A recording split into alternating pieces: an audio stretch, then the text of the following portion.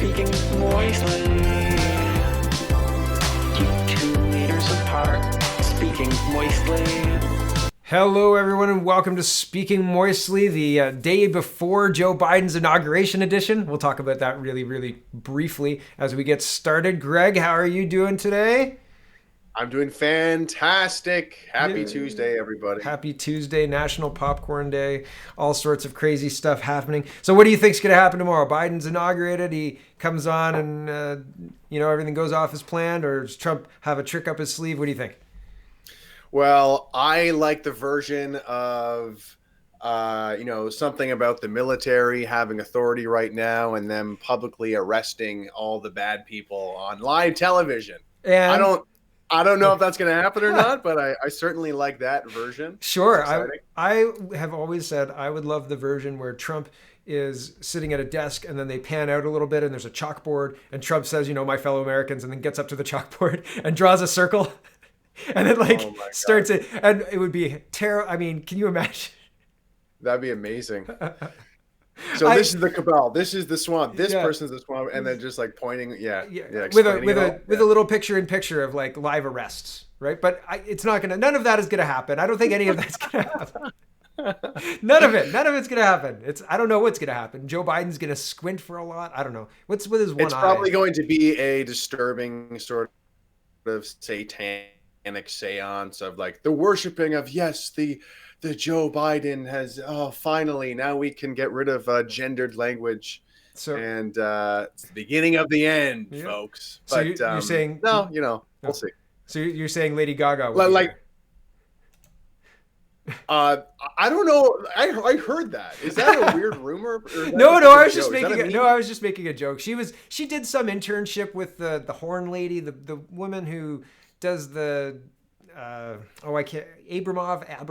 I can't remember her name. She did some internship with how to learn how to be like you with her. She lived with her for a while or something like that. I was in a waiting room and and I didn't have any cell reception. And I was like, what is this? And I was like, oh, this is terrible. But anyway, I don't know. I was just making a joke. All right, let's get into Canadian news. Let's do it. Yeah. All right. Moving on. Let's from terrible, awful, who knows what's going to happen? I don't know what's going to happen. I hope something happens. I certainly hope something happens. I would be terribly disappointed if it was like all of this military, all of the ships off the coast, all of these, like Pompeo's tweets are counting down and all of this cloak and dagger stuff. And then only to be completely disappointed. I would just be like, come on. It's been forever. I mean, I'm really hoping that it's, there's not like a false flag of some kind where it's like, oh, some right-wing person, blah, blah, blah. Yeah. Therefore, any Trump supporter must be arrested right now. Yeah. Wow. Everyone who made a Gab account must be executed. I hope something like that doesn't happen. Well, and I mean, it's like the Capitol. How many Antifa people have been arrested after they stormed the Capitol claiming to be like wearing MAGA gear? So I don't know if they were claiming verbally to be Trump supporters, but they were, sporting the gear while they stormed the Capitol. So that's an interesting kind of thing. I don't know. It's certainly justified a lot of insane rhetoric. Oh, the worst day in U.S. history and all this stuff. It's like, what are these people smoking? Yeah. Well, little asterisks, like if you completely ignore Antifa and all the BS they've been doing for the last couple of years, like this is the worst thing that Trump supporters have ever done. It's just like, it's the Capitol Hill riot. This riot was so horrible. This riot, this riot. And it's like, are we acting like all this BLM stuff didn't happen, isn't relevant? Like yes. The double standard is just so baffling and maddening. No, you've got it, sir. That's exactly that's it. There's not supposed to be a realization of the double standard. You've just got it. That'll never happen, right? That's in your mind. Antifa's an idea. Ooh. Yeah. And it's like, oh, now any conservative who has the new term is coded rhetoric. I don't know if you've heard this. But, no, not yet. Oh, that's coded rhetoric to incite violence. So now it's basically like, you can tell us what our intentions are and that they're evil and then just get us in trouble based on like your insane, like hunch that you think it might be inciting violence somehow. Like it's just like so loose. Like the way that they can accuse people of like wrongdoing now is just so so loose and based on like these weird moving. Yeah, it's insane. And of course, I don't know if you saw the super clip of all the Democrats, inciting violence with like what they were saying and all their rhetoric. Yeah. And it's like, man, it's just a joke. It's just a total joke. Well, I've seen clips of Antifa people being interviewed outside of the courthouse that they were trying to burn down and saying like the guy's got the mic and he's like, you understand that arson is a literal crime, right? You get that. And the guy was like, well, if arson is meant with peaceful intent, it could be a peaceful protest. And I was like, you, sir, are just so brainwashed. It's not even, you're so beyond. It's like Clockwork Orange, but and it's frustrating, right? Because one side, the side of the establishment, and the people who worship mainstream media and all the pundits, like they get all the excuses they want. They get excuse after excuse after exception after exception after, oh, well, that was just one person. That was just one time. Or, oh, well, that, that's justified because, police violence or whatever. And it's like, on the other side, it's like no exceptions, none. No, you're wrong. You're bad. Get out of here. Guilt by association. You're done. Yeah. Guilt by even the rhetoric that you post on the crazily interpreted rhetoric you post on Twitter, right? Like, you like chocolate cereal and what is that? What dog whistle is this? Report. Right? Yeah. And it's even happening on in Canada with Aaron O'Toole, and it's like I don't like Aaron O'Toole. I don't like the CPC party. Not a huge fan of where they're going. But where they're going, where they went. Well, yeah. I mean, they're not going anywhere exactly. But what did he say? Oh yeah, the one thing was take back Canada, and then there's people saying take back Canada. That makes me feel unsafe as a non-white it's just like what? Like this is like a mundane like campaign statement. Yeah. And now we're like gonna like get our pitchforks over that. Yeah.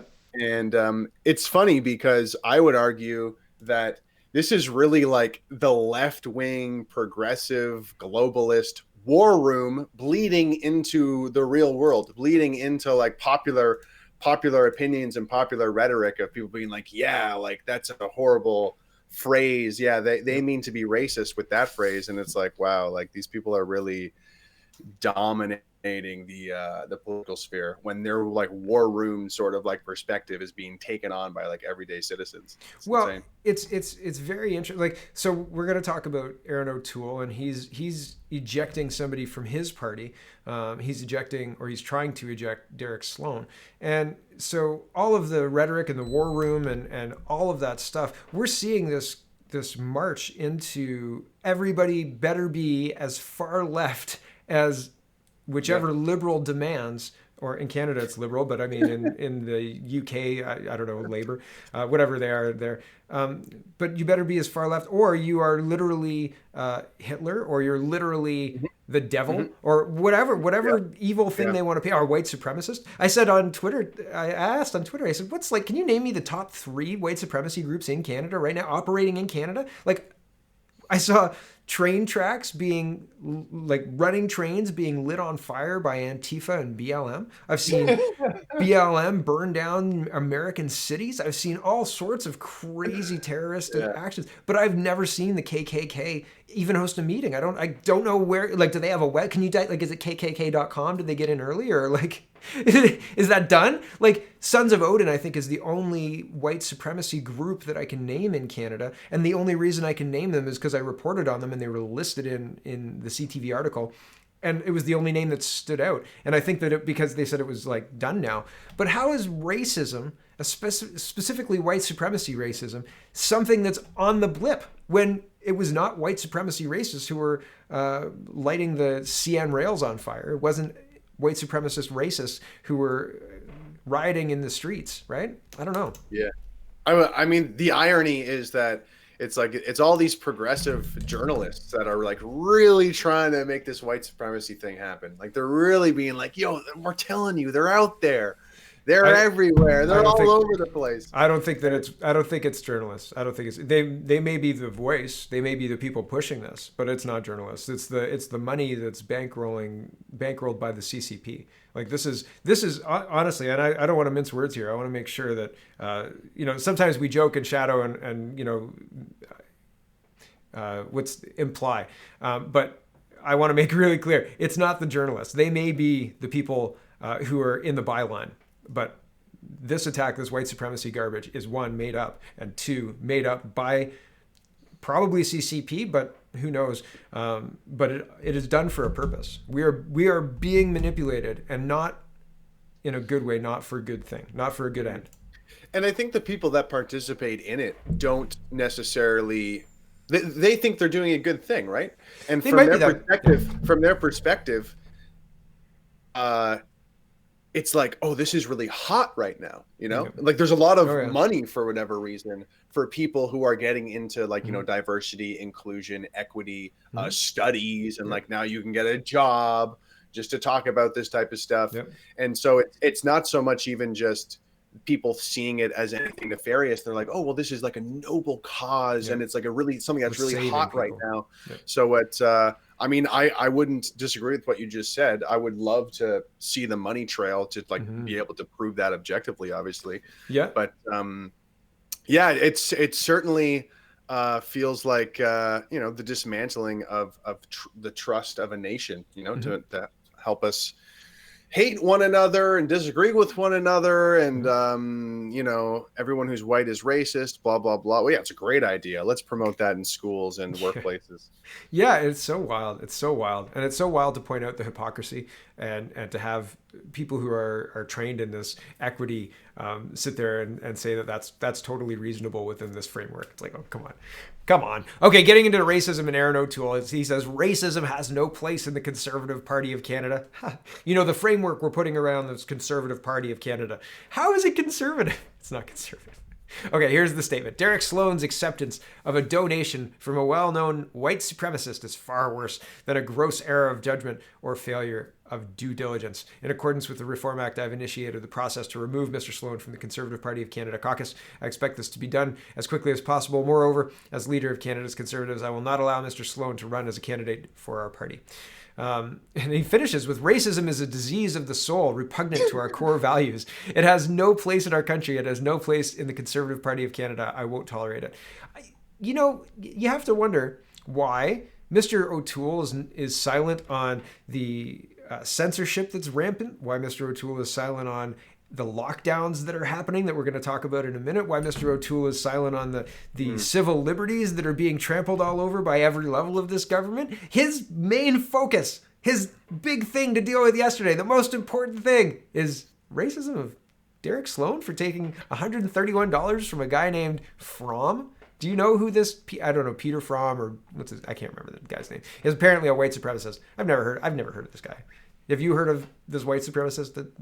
Well, I first want to agree by saying, I think it's very poignant to bring up that comparison of, despite everything going on right now, that you're going to hone in and say, wow, donation was taken from some guy. Yeah. And just kind of having this huge crusade, wow, this is really the hill you're going to die on. And I actually, I have heard of this guy. I've only heard of him in the context of him. Yeah, that's actually a genuinely crazy, insane, genuinely racist person. So I have heard of this person. However, I'll send you the tweet right now from another controversial character, but I think he has a kind of a great take on this. Mark Emery.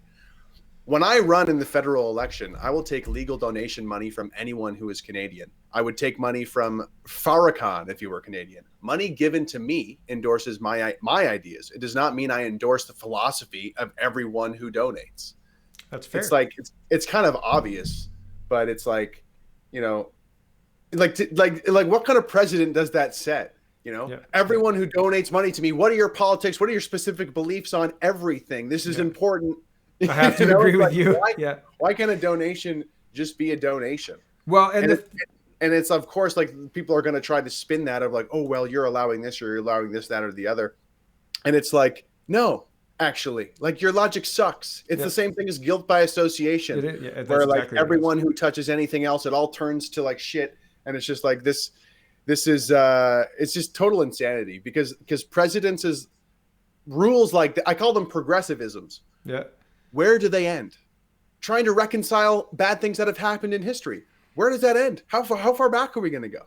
Well, you know, I mean, it's endless. It's endless. You could go back forever, right? Let's remove the founding, you know, the statues of the founders. But the funny thing is money is speech, right? Like we were trained to believe in the early 2000s, right? 2007, 2008, 2009, that money is speech and you're allowed to support whatever you want. And you're right. Any money, Mr. Emery's right. Any money given to him is in support of his ideas. And so removing the ability for people like Fromm, doesn't matter what his abhorrent belief is, he's allowed to hold a belief. Like that's enshrined in the Charter of Rights. You're allowed to hold a belief. You don't have to adhere to what society wants you to adhere to, but you should be able to exercise your speech. And I think that you're right. It's a slippery slope. It's a dangerous precedent to set when you say that this person's speech is null and void.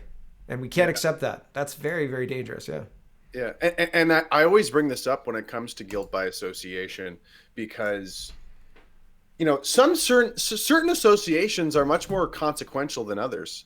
Mm-hmm. And, you know, I haven't done the deep research on this, but I've heard rumors that allegedly our buddy Jagmeet has, you know, rubbed shoulders with Khalistani terrorists, for example. I've heard that. And I've also heard that Baines did. I heard that Baines is an open Khalistani supporter.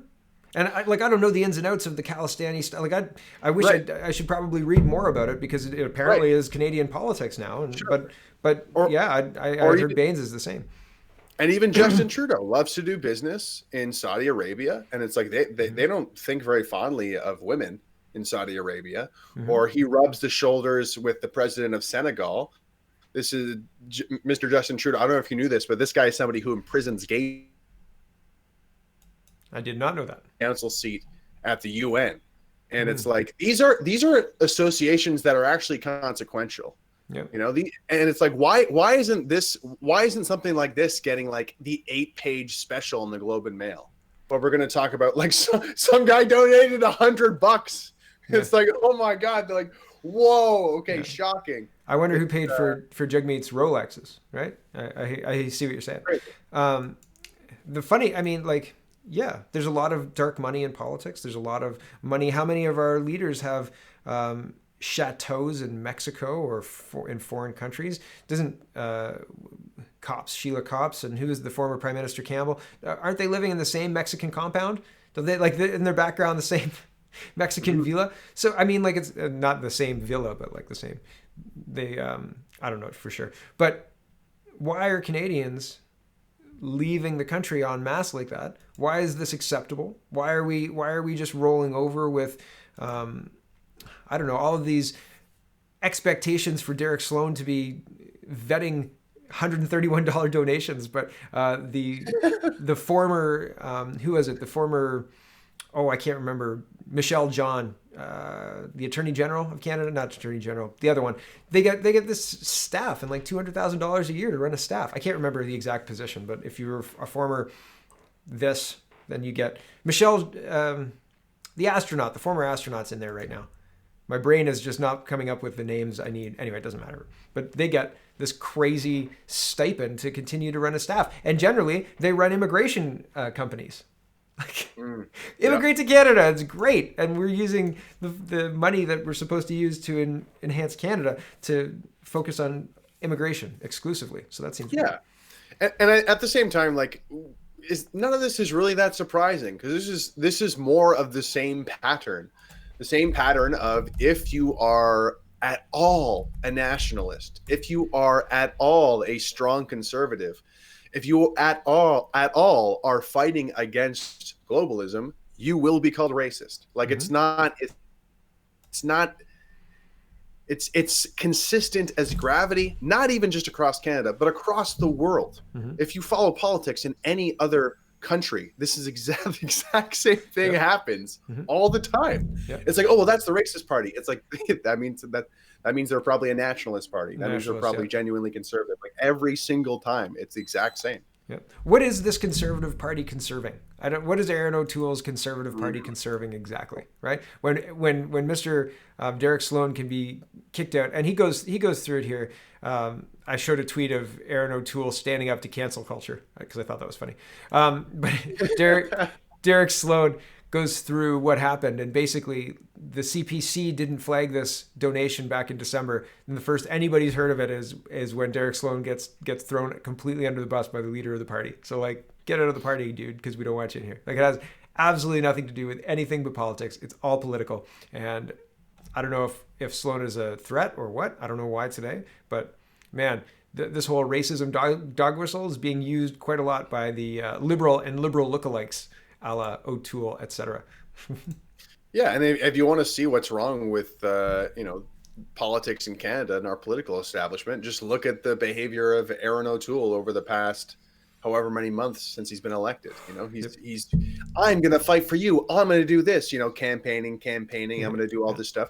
And then the second he's voted in, it's like, all this non-conservative stuff, all this stuff that nobody asked for, except for probably his donors and lobbying groups, Yeah, I don't know the donors, probably lobbying groups, but yeah, I don't know. It's very, very suspect. All right, let's move into Ontario. The other day, MPP Roman Baber sent a public letter to Doug Ford that basically said, we shouldn't do these lockdowns. These lockdowns are very damaging. And then Doug Ford removed him from caucus. He's like, he's racist. I don't think he said that. He said he's probably racist and he shouldn't disagree with me in public. And then he kicked him out. And so, as far as I know, Mr. Baber is not racist. And he's ousted by Doug Ford, who really can't back up anything. He doesn't have any kind of response to this. And there's a doctor, and the tab is not loading for me. Do you remember the doctor's name offhand? Dr. Shabbos? Yes, Dr. Shabbos. Thank you. Dr. Shabbos. He trained Dr. Williams, who's currently our health official, and he wrote a letter basically saying Mr. Baber is right, and we should not be doing these lockdowns, and Doug Ford stopped being stupid. And so that's where we're at. We've got the Ale House saying hero MPP Roman Baber ousted by dictator Ford's evil empire for telling the truth. It's time to revolt. So the Ale House is calling for revolt. What do you think? I just love to see that on the sign, Ford's evil empire. There's something I just love about bringing the word evil empire like into the reality. Conversation. There's something very satisfying about that. Yeah. So that first and foremost, but yeah, I mean it's so funny. The conversation around lockdown has become like,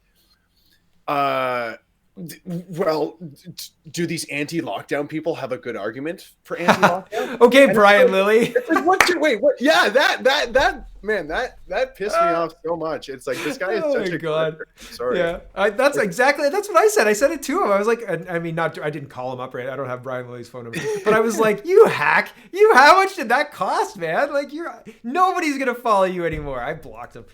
And the most disgusting thing about that is, why are you so pro lockdown? Like, why is it all of a sudden it's like the fundamental, like, no, we are locked down. Like, why would you tell us to be anti lockdown? And it's like, it's so insane because if you look into, they claim like, oh, there's no argument. It's like, well, actually there's so many arguments. Yeah, please. I was like, show me how it worked. So there was a person, and I can't remember who they are, but they're a bunch of the leadership are following this person.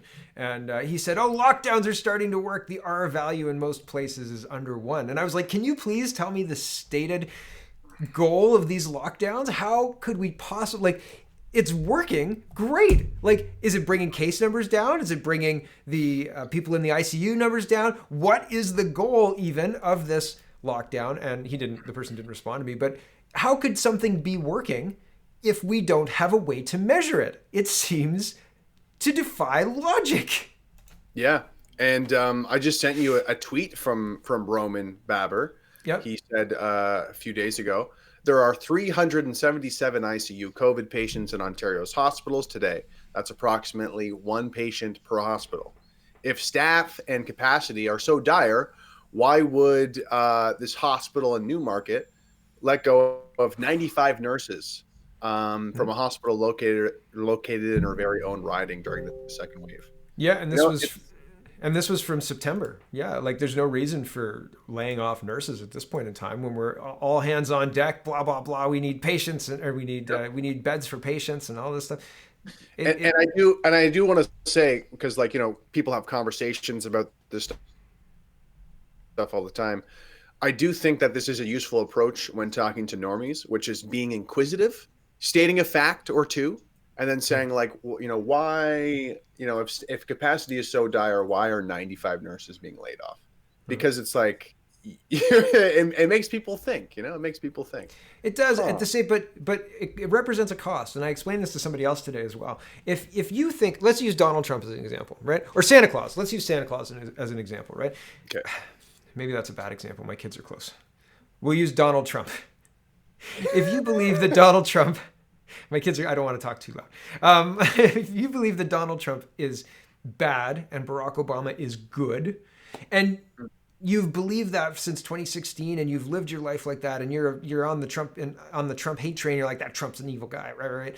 And then all of a sudden you realize or find out information that leads you to honestly believe that Donald Trump is the good guy and Barack Obama is the bad guy. That represents a cost, because it's not just that one thing that was wrong. You were wrong in all of your actions because you believed this wrong thing, right? Like, it represents a cost. You have to go through that cost in order to get to the other side. And so like there is resistance, not because they don't want to know, but because they've built up this arsenals. Yeah, they've built up an identity. They've built up a whole, like, I imagine it like a brick wall, like Trump's wall. A brick, you know, like over time, over experience, over reinforcing their belief, they've built up this idea that they're right. And I mean, no different than how anybody lives their life, because you have to have something that is real to you. So if you say you're wrong and I'll prove to you you're wrong, if they don't understand it easily, if they can easily dismiss it, that's easier than letting go of like all of the things that it would mean if you were actually wrong. And if you do have to let go of those things, if you do have to realize that you were wrong, and that big flip has to happen in your head, right?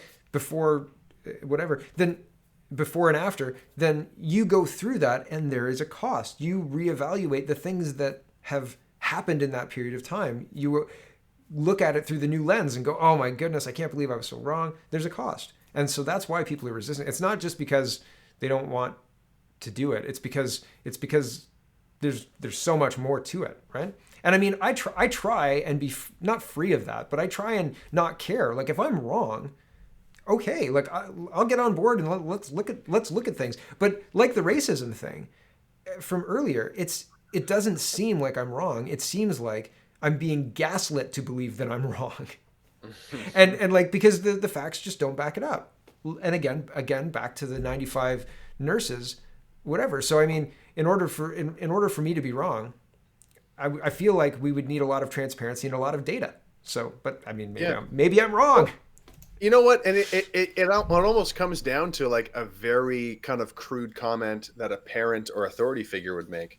It's like, I'm right. It's like, well, why? Because I said so. You know? Yeah, but if you teach a child that the color blue is actually the color red, so they think red is blue and blue is red, whatever.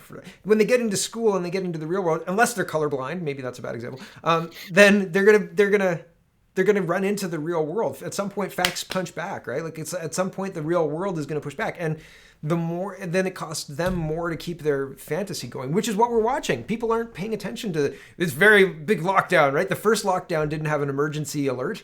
Right? The first lockdown in Ontario, no emergency alert. Now, emergency alert, right? Like, we're so much worse now. Don't go to Walmart. Right? Like, come on. Yeah. Nobody believes it. It's not believable. Yeah, but I mean, going along with your red is blue, blue is red analogy, it's like if you go out into the real world and everybody is agreeing with you and doubling down, well, no, I agree, blue is red and red is blue, then you never have to have that confrontation. You know, you never have to have that. But where does it end then? Fact punching you in the face. Right, but the fact punching you in the face isn't the meaningless thing like colors. because if you can get away with colors, then you can get away with that group over there is terrible. We should get them. And by get them, I mean kill them. And by kill them, I mean let's make them work for a little while and then kill them, right? Like this is a slippery slope, right? And at some point, facts punch back. That's what I mean, right? Like we've gotten out of this before, and it might be a long dark age. I hope it's not. I hope that I'm wrong. But at some point, there will be a leader who can overcome this, right? But the machines are being set up to the point now where overcoming this is going to be very, very difficult. I think. Yeah, it's the thing that keeps me going, and I keep on saying it. I've probably said it many times on this show. It's like we are living through history here, folks. So it's like, buckle up. It's going to be a lot of fun. Make sure you got popcorn. Popcorn day. Maybe some seeds, pal, and ammunition. Maybe. Possibly. I don't know about seeds. But yeah, it's going to be exciting. It's going to be exciting. Keep your friends and family close. Yeah, and your community if you can. Yeah, and I don't know how to call out the lies, right? Like the people who think that blue is red and red is blue. I don't know how to help them see the necessity for facts. I don't know how to help them see that what's being spun as fact is really a very sophisticated fiction, right? Like a very sophisticated group of people agreeing to lie in the same way. Yeah, and there's so much propaganda in so many different forms, and it can be very overwhelming for somebody like you or me to like want to help and just be so totally overwhelmed with all the insane lies and, like you said, sophisticated lies and sophisticated fiction. But I think of it as we need to be healers in a sense, spiritual healers, and only focusing on what we can do in a day. And a good example would be somebody like Jordan Peterson or whatever. He does his lectures, he does his thing. He can only do so much in a day, but he is helping kind of untangle the web of chaos and untangle the web of insanity. Not one person can do that. If somebody can focus on one thing and helping one person better understand, or even just helping yourself be of more peaceful mind, then that's a win in and of itself. And I think that taking care of ourselves first is important, because over the past week, just I've been reading the news and kind of consuming some headlines, and it's like I'm 31, and I'm like, I need to really develop this skill of staying calm, being cool and collected, and being able to look at this stuff through a filter and kind of realize, take it for what it is, and just be like, okay, I'm not gonna succumb to diving into the insanity and how wrong this is and how it's all backwards and thinking, kind of getting caught up in that, because I feel like that is obviously not good for my own mental health. And in a sense, it prevents me from being more productive and more kind of positive on what I can get done in a day. Yeah, I certainly, when I look at the news, I don't look at this as a person who's consuming it and seeing truth. I look at it from perspective of they're trying to drive clicks. What's okay to write about right now? How can they drive more clicks? And COVID drives all sorts of clicks the same way. If Trump's gone tomorrow, and I don't know, we'll see. If he's gone tomorrow, they're gonna lose a click farm that is like no other. They're gonna focus on what happens after, the disgraced Trump in exile type deal. But that's only gonna last for, if it lasts longer than a year. No. They'll keep it going, you think? Dude, if they can make up this whole Russian collusion hoax for multiple years, dude, they're gonna keep. It's going to be like Weekend at Bernie's with Trump. They're going to have hey, he's still here. Look, he's still here. Look. Oh, hey, Trump. Hey, he's a Trump supporter too. Trump-isms are going to live on, and it's going to be a witch hunt for anybody who agrees with Trump. It's going to be a hunting down and killing of every single Trump ideal, because Trump ideals are aligned with all these things, right? So it's going to try to be a purge of any Trumpism or any sympathy of Trump, and that's going to be the ongoing news cycle to keep it alive. That's my prediction. That's my prediction that I have. Yeah, that's funny. That's I used this. I said we know what's next. The purge is next. That's obviously what comes after they win.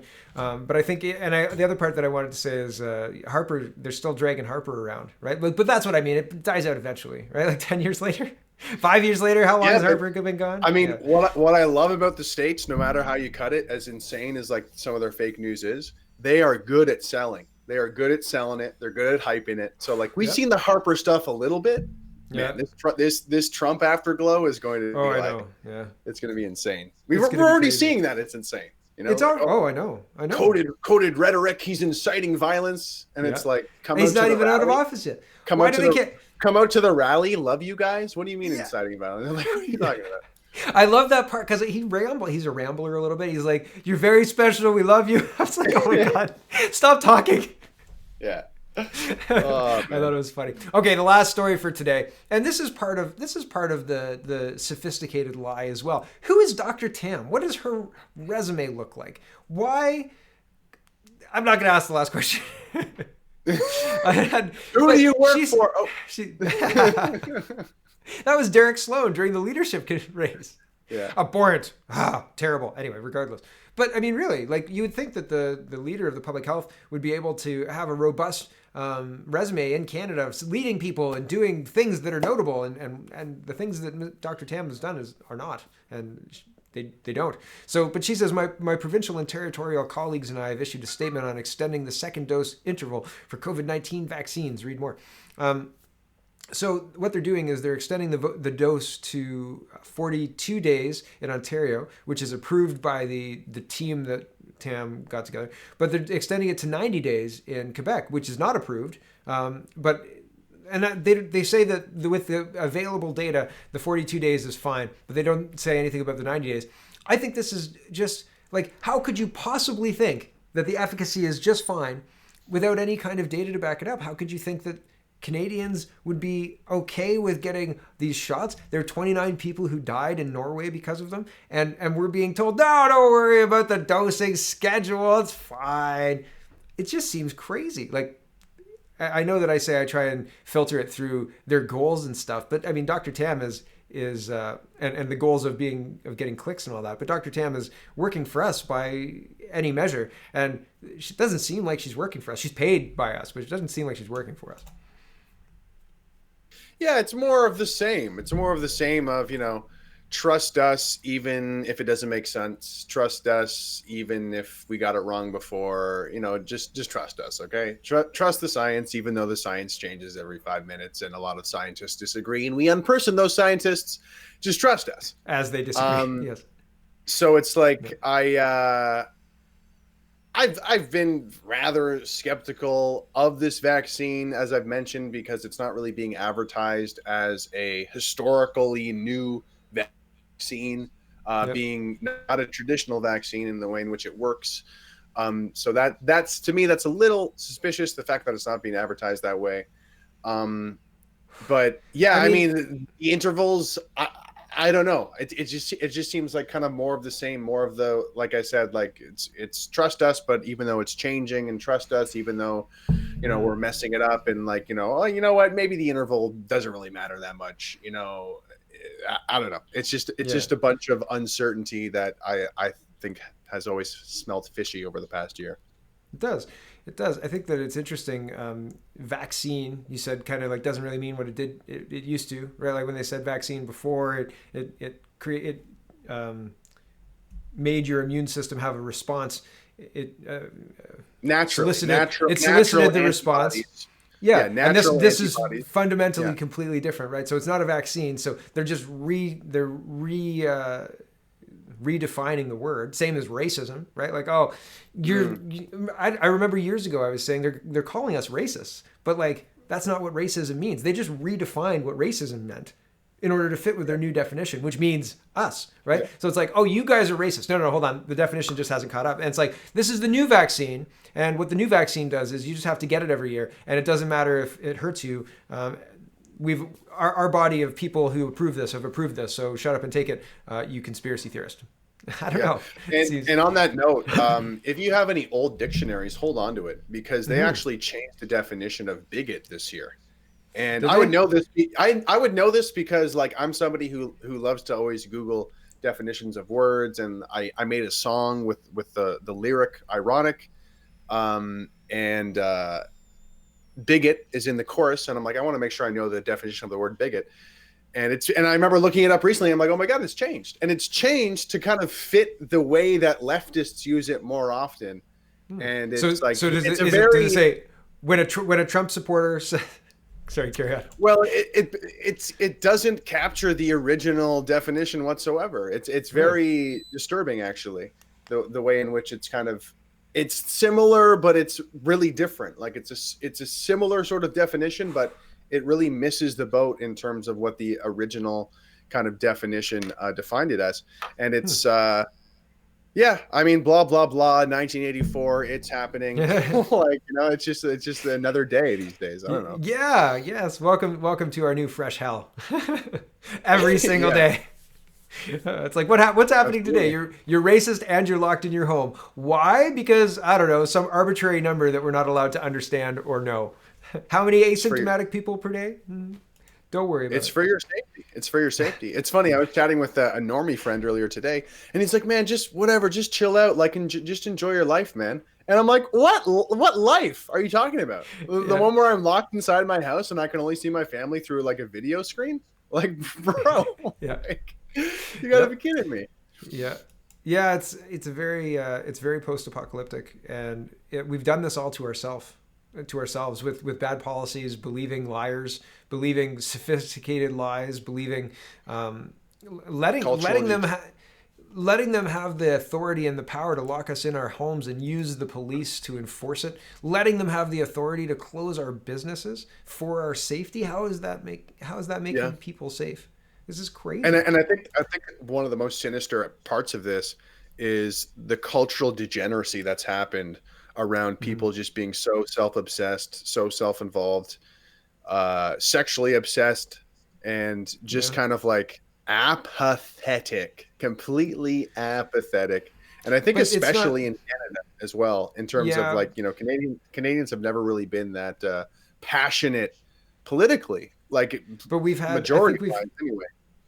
I think we've had a long campaign of demoralization. I really do. I think that there's been a long, because we're a very rich country, like with resources, etc. Yep. So I think that we've been targeted with demoralization because you're not supposed, like, the whole reason school is a thing is it's to train workers, right? Like to listen to the authorities and whatever.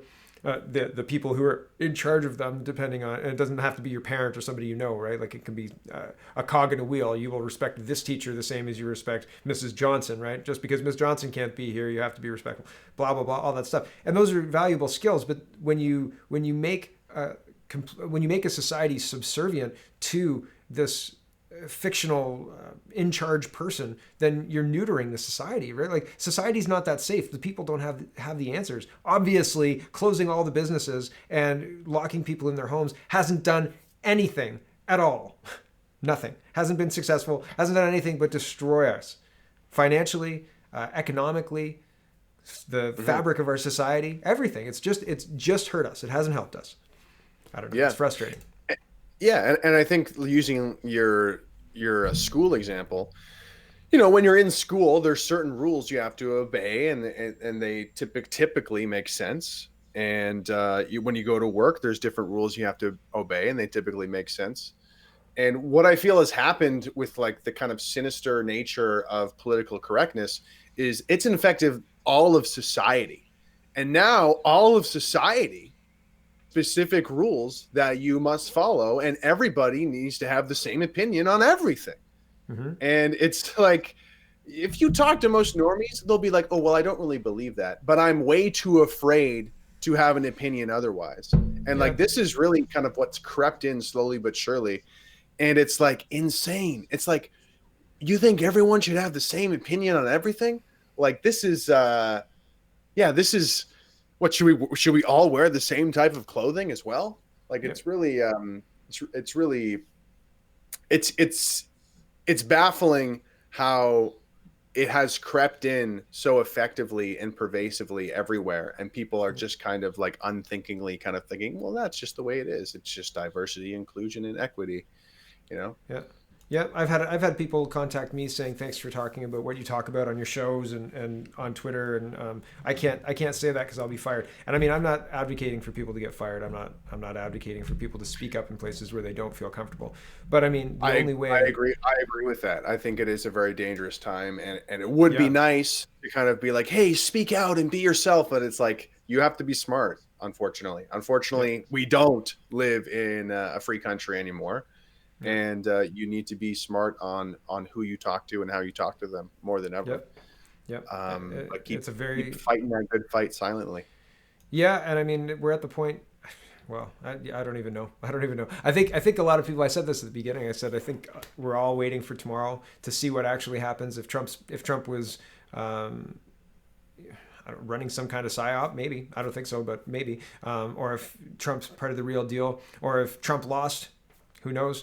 But after tomorrow, if Trump isn't a person to put your hope in, then the various people, the MAGA movement, or people who were following him, hoping that he'd expose the rot that is visible. I mean, it's not unseen, right? Like the Hunter Biden laptop, the election fraud, Dominion. There's so many scandals that have been swept under the rug, just even in the last 4 years. Not even going back to 2016, Seth Rich, Hillary Clinton, all of that stuff. Not even going back to any of that. There's all sorts of crimes. But if he's gone, then whatever movements realign and have a new leader to follow, and I don't know who that'll be, but it's a very, very interesting time. But I think until that happens, either Trump delivers or not, people are just waiting until tomorrow. And tomorrow is the day. Like tomorrow's the last one, right? Like that's it. Today's the last Yep, full day yep. of And I of Trump's and I presidency. think So there's no more time. Yeah, and I think in the scenario that Trump does lose and nothing major happens, and it's just kind of like a celebration of progress and Biden and Kamala or whatever. I think that although Trump may be, cast aside, I think the MAGA movement's going to be stronger than ever, and I think they're going to be kind of feel emboldened more than ever. And I actually heard an interesting perspective that I think is actually quite inspiring, despite all of the kind of negative stuff that's been going on.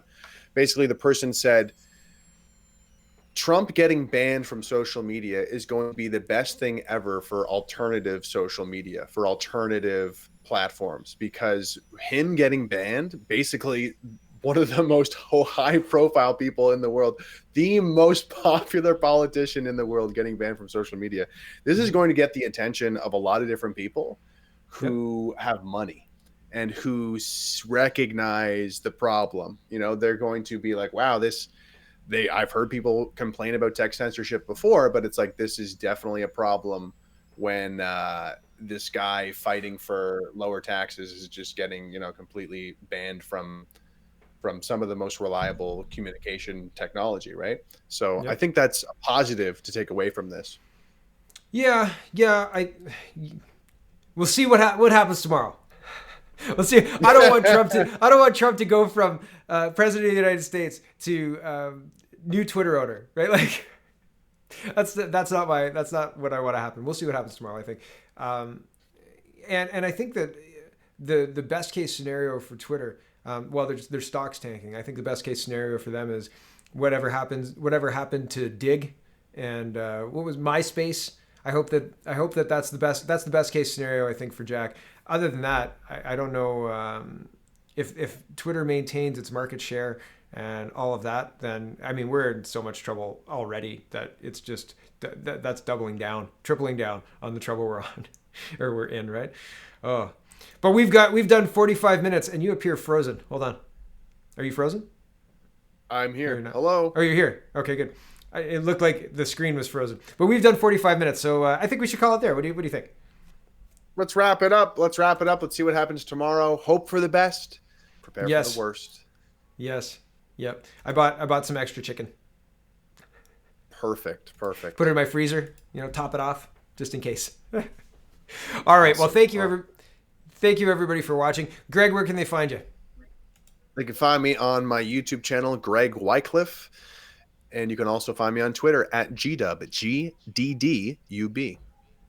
Nice. You can find me on Rumble. Last week, actually, the last time you and I talked, I got banned off of YouTube for 7 days for whatever. I think we talked about it then. And since then, I've been on Rumble, so people can check me out on Rumble. And the links, I don't know if the link's in this description. I'll make sure it is. You can also check me out on speakingmoistly.co, canadapoly.com, canadareport.co, and that's about it. That's about it where you can check me out. All right, the Prime Minister will play us out. Usually I have this queued up, but the tab went to sleep, so it's not. So I guess we'll just do it as usual, then forget it. Thanks for watching, everybody. Have a wonderful, wonderful day.